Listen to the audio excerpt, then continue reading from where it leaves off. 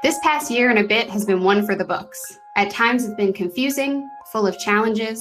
We've been separated from one another. We've had to learn how to come together in creative ways and to move forward together. And now is the time to reflect and recognize just how resilient we are.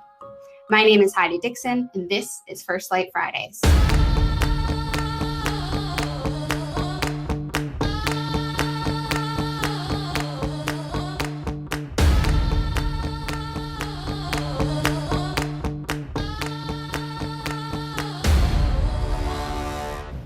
Hi everyone, welcome to the season finale of First Light Fridays. I'm so honored to be hosting the last show for now. It's hard to believe that this show started and is now wrapping up during a pandemic. It's been challenging, but like many of you out there listening, we've found ways to adjust. We are so grateful to have been able to connect you to what's happening in Indigenous communities across NL through First Light Fridays, as well as our virtual programs, and we're really looking forward to connecting with you in person as restrictions begin to lift.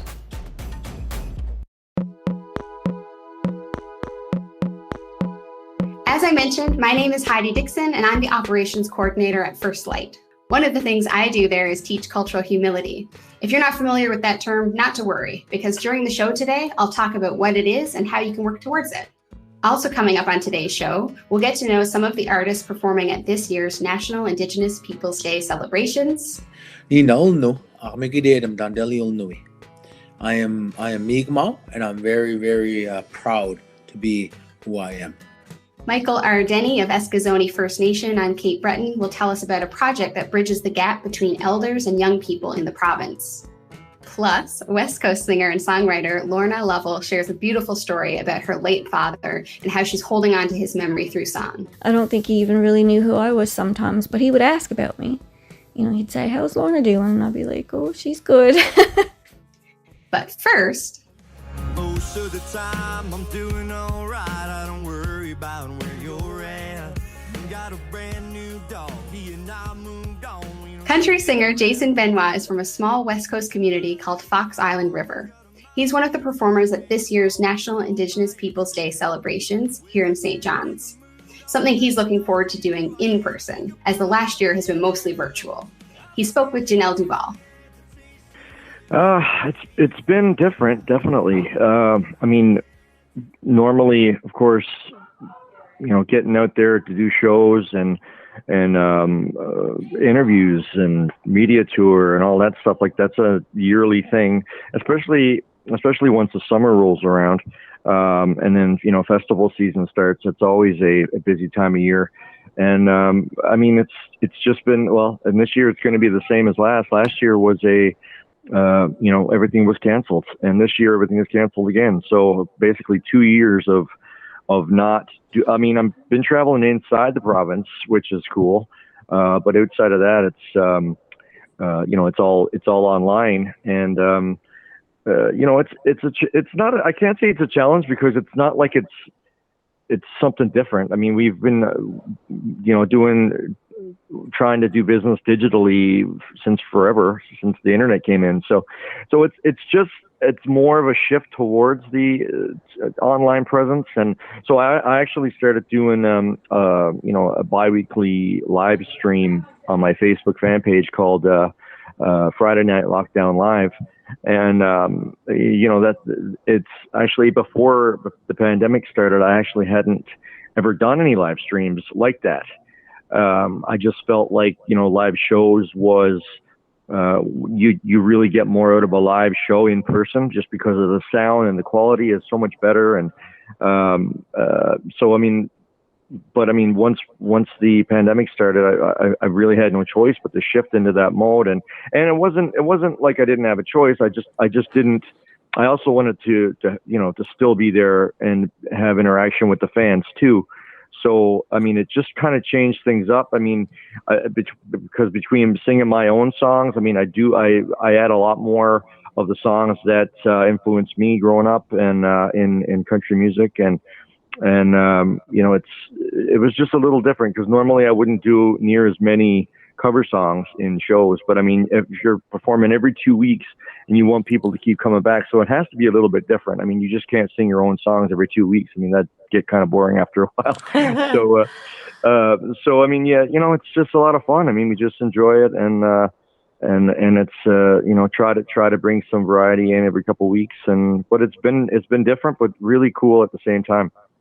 Yeah, I mean, like that shift to a virtual platform has really given people access, I guess, to your music as well. Like people who may not have been seeing you perform before now get to see you on a virtual platform, which we find our reach has expanded. And like, I was talking to the CBC producers yesterday, and we were talking about how this show in particular has really opened us up to a provincial audience that we hadn't been accessing before. They haven't been accessing us. So do you find that, that you've broadened kind of your reach and your fan base because of this shift to virtual content? Oh, definitely. I mean, there's, I mean, online, I mean, you have access to the whole world instead of just where you can physically go. So it's, there's no limits online. Anybody can hear you from any country in the world. I mean, in this province and the rest of Canada as well. And it definitely, I mean, especially when you have people sharing. I mean, that's probably one of the best compliments and ways to help an artist is by sharing their work, even or their posts online. If you're digging it, right? And I don't really think a lot of people understand that. They think, well, you're an artist, you don't really need any help. But I mean, the more people who hear your music, the better. So I mean, you can. I don't think there's anyone in Canada who's at that level where they feel like, yeah, nobody's got to share my nobody's got to share my material. I mean, it's really appreciated, and when people share it, it really helps us out. So Jason, your performance for National Indigenous Peoples Day is coming up in a couple of days. What do we got to look forward to? Well, again, it's probably most likely going to be I haven't planned it right yet, but it'll be a something to do outside. So I'll probably take my kids to the beach and have a nice fire and just enjoy nature. I mean, nice. There's it's again, that's a huge part of my life. Just the nature and spirituality. It's such a huge part of my spirituality, because a lot of people think that you have to go to a church or an institution for your religion. But I mean, I'm agnostic really at heart. So nature is my church. When I go out, that's I speak to the land, and that's and I feel it back, and it's a beautiful place to be, and that's my world. So I do the same thing every day basically, and it's truly food for the soul, and that's spending time in nature. I truly love it, and I feel a very strong connection with the land here. And so basically, I'd say that's what I'll do. I'll just get the kids involved and my wife, and we'll enjoy it together. That's Jason Benoit. Jason is one of the performers at this year's National Indigenous Peoples Day celebrations. He's playing for our country night this year, Sunday, June 20th at 7 p.m. Newfoundland time. Be sure to tune in to the First Light NL Facebook page to watch the show live.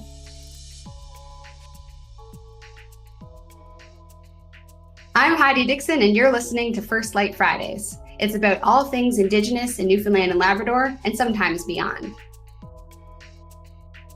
Do you know what a smudge is? What about a hoodlick? Do you know what a tea doll is used for? Do you know when the first Indigenous group was officially recognized in our province? How about when the last residential school closed in Canada? What about the last school in our province? If you didn't know all the answers, that's okay. I won't be able to answer all of those questions here today, but we do answer all of those and more in our Indigenous cultural diversity training.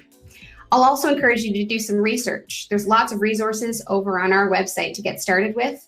A little later in our show, I'll be sharing some more information on our training and what exactly cultural humility is. But before I get to that, I have one more question to ask you. Do you know how many Indigenous groups we have here in Newfoundland and Labrador? If you don't, how many would you guess? Our province is the traditional territory of 4 main Indigenous groups: the Mi'kmaq, the Innu, the Inuit of Nunatsiavut, and the Inuit of Nunatuhavut. Each of these groups have their own distinct culture, teachings, and history. June 21st is National Indigenous Peoples Day, a day where we celebrate the Indigenous cultures all across Canada. But at First Light, we're celebrating culture every day. We offer many opportunities to connect and learn more about the Indigenous cultures in our province, and I encourage those listening to check out our website or our Facebook page to see how you can get involved. If you've been listening to First Light Fridays over the past few months, you've heard stories and songs from many different Indigenous folks all across our province and beyond. If you haven't heard our past episodes, you really should check them out. You can find our past episodes over on CBC-NL's website or on the CBC-NL YouTube channel. We hope you'll stick with us today for our first season finale as we hear a couple more stories, a few more songs, and a little bit more about our National Indigenous Peoples Day celebrations and cultural humility.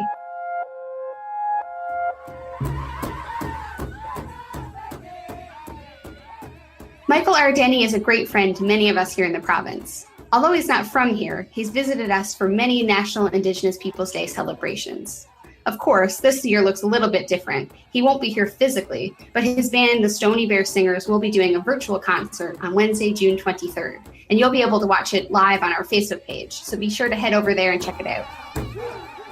When Michael isn't performing, he works as a coordinator for Mi'kmaq Ganaminaway for the Red Roads Project, which gives youth a chance to deepen their knowledge of culture and tradition through elders in the community. So the Red Road Project is for Nova Scotia Mi'kmaq students to help promote a sober lifestyle, but that lifestyle that includes and incorporates culture and language in everything that we do. So it basically is a program for young people to realize that there is more than drugs and more than alcohol. That tradition and culture is important, should be taught and learned, all within staying sober. They get hired in the summer. We have up to 26 students. There would be 2 for each Mi'kmaq community in Nova Scotia, 1 or 2, up to 2 for each band. There's 13 bands here, and the community has full jurisdiction over this. This is something that we just coordinate and we fund, and I'm there to support and to make sure that they have the resources in order to participate and take part in this employment. So they get hired. Now, however the community hires them, it is totally up to the community. And once once they're hired, in a normal year, we would be getting together usually the 1st of July as a group. And there would be numerous elders coming in. There's so many people that would be participating in this. People who I look up to, and who I consider my elders as well. And they cover pretty much the whole spectrum of teachings. It goes from the traditional ecological knowledge to medicines, to hunting and fishing, to ceremony, and spirituality. It goes all, we try to cover everything, because when you say cultural or tradition, people think automatically powwows and they think automatically feathers, but in actuality, really, when it comes down to it, there's so much more than that. So we try to bring all that in many of those different teachings, and to be able to do all this respectfully. That's where we put in how important it is to stay sober. So in a normal year, that's what we would do. This year, we're going to have to try to do things virtually and still try to connect those elders with our youth, probably via Google or Zoom or anything like that we can try. But that's kind of what the project kind of supports. Also, when it is a summer job, so back in their own communities, my hope is that they are inspiring other youth, they are encouraging other youth, and leading as an example of what the Red Road teaches us.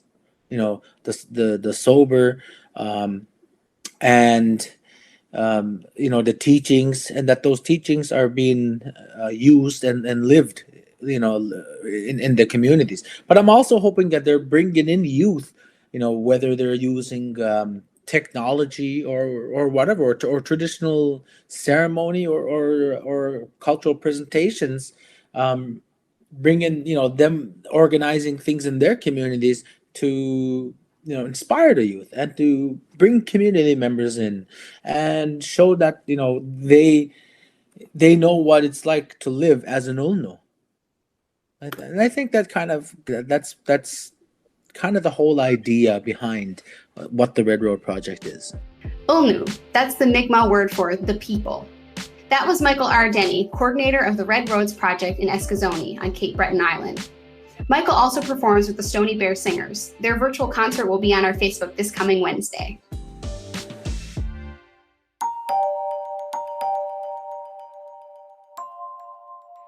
You're listening to First Light Fridays. My name's Heidi Dixon, and I'm the operations coordinator here at First Light. Over the past 5 years, I have facilitated hundreds of cultural diversity training sessions, and I've had folks start with many different levels of cultural awareness. Sometimes we just don't know what we don't know.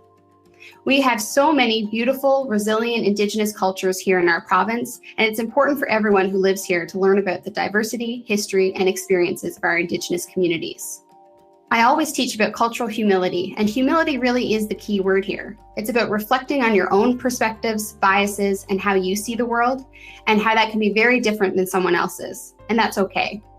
It's about learning together, working together, and adapting when needed so everyone is welcome. It's also a constant learning journey. You can't just complete one training session and think, now I'm culturally humble, don't have to worry about that again. It's not just a box to tick. When we work with cultural humility, we're building relationships, creating truly diverse spaces, and making meaningful contributions to reconciliation. You don't need to be an expert at someone else's culture to provide them the space or opportunity to participate in theirs, but learning more is always a good start. If you're listening today and either haven't had an opportunity to learn about the Indigenous cultures in our province, or it's been a while since you have, I encourage you to check out First Light's training program. You can visit our website to learn more about the options we have and how to book a session for yourself or your workplace. Also on our website, you can get more information on our National Indigenous Peoples Day celebrations and how you can get involved. We have a lot of information and resources over there right now, and the best link to find it is firstlightnl.ca/NIPD. That's firstlightnl.ca/NIPD.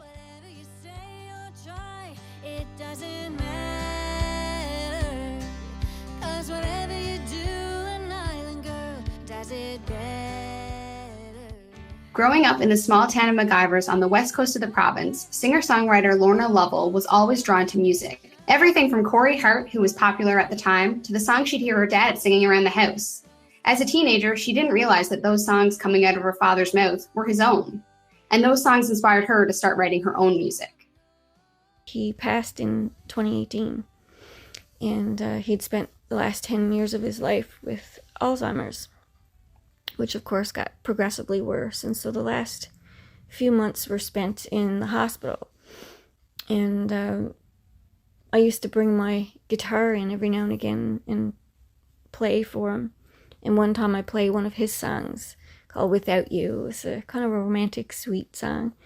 And when I finished playing, he was just laid there listening, and he said, I believe I wrote that. And I said, yeah, Dad, you did.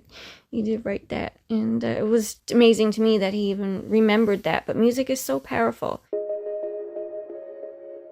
But I did not learn about my Mi'kmaq heritage until I was a young adult. And the words my dad spoke was, we weren't allowed to talk about it. And in light of recent events, with the discovery of those children in Kamloops Residential School, it's made me really stop and think about why they weren't allowed to talk about it. And it's a pretty heavy topic, I know, but it's one, we need to talk about. And I always thought, okay, they didn't talk about it. They hid their culture to avoid persecution, maybe, to get a job or not to be, racialized or what have you. But they probably were afraid of having their kids taken away. So that's been weighing on me pretty heavy lately.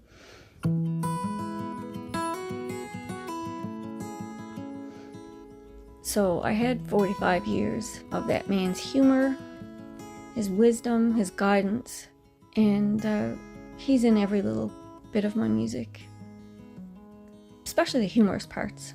You know, Fly My Whiskey, and My Guitar's Got a Buzz On Too, silly little songs I wrote. It's definitely from him, from his sense of humor. Remember the day of his funeral, and not to get all morbid, this is getting funny, I promise, but I pulled up, you know, and I was focusing on the task at hand because I was about to go in and sing one of his hymns, and trying not to, you know, break down. And I saw my best friend from, you know, growing up, Corley, Lovell, and she was already there, you know. She spent a lot of time at my house growing up, so I thought I was going to, you know, break down, and she came and hugged me and instantly started saying, you know, remember that time I was at your place and I was getting ready to go and I couldn't find my boots and your father was after hiding them in the deep freezer? I just instantly started to laugh, and she's like, I had to walk home, man, my feet were froze, right? And he was always pulling silly little practical jokes like that, and just such a sweet, sweet man. And so leading up into Father's Day this week, I thought it would be nice, you know, to pay tribute to him and to his memory, and to say Willallen to him, thank you for all your teachings. He taught me how to drive. In some levels, he taught me how to write music, because I think it was just already born in me. And Red Light Kiss is the second song from my album, and he's definitely in there. The very first line, sometimes it feels like I dreamed you. And in the days when I find it really hard, that's the line that came to me, you know, because sometimes it seems like he's so far away, but the minute I start singing, you know, he's very close. And that song is about making the most of every moment. And it's meant to be an uplifting song, so I hope you enjoy it. And if you take anything away from my music at all, I hope it's that. And given the year we've all just been through, I think we know now more than ever that we need to hold on to all these precious little moments in life, the little things like the red light kisses, you know. Don't be mad out in traffic, just make the most of that. Lorna Lovell lives in Corner Brook, and you can see her perform live on our Facebook page this Sunday, June 20th at 7 p.m. Newfoundland time at our country night. We also have lots of other events happening next week, so be sure to check out our schedule on our Facebook page or at firstlightnl.ca/NIPD. We hope to see you there next week.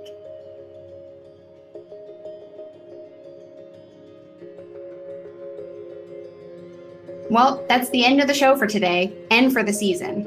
It's been a great run, making First Light Fridays during a pandemic. And we could not have done it without all of our amazing hosts, contributors, and producers, Janelle Duval and Amy Joy. And of course, thank you, our listeners, for tuning in each week. We'll see you all again in November. I'm Heidi Dixon. Take care, stay safe.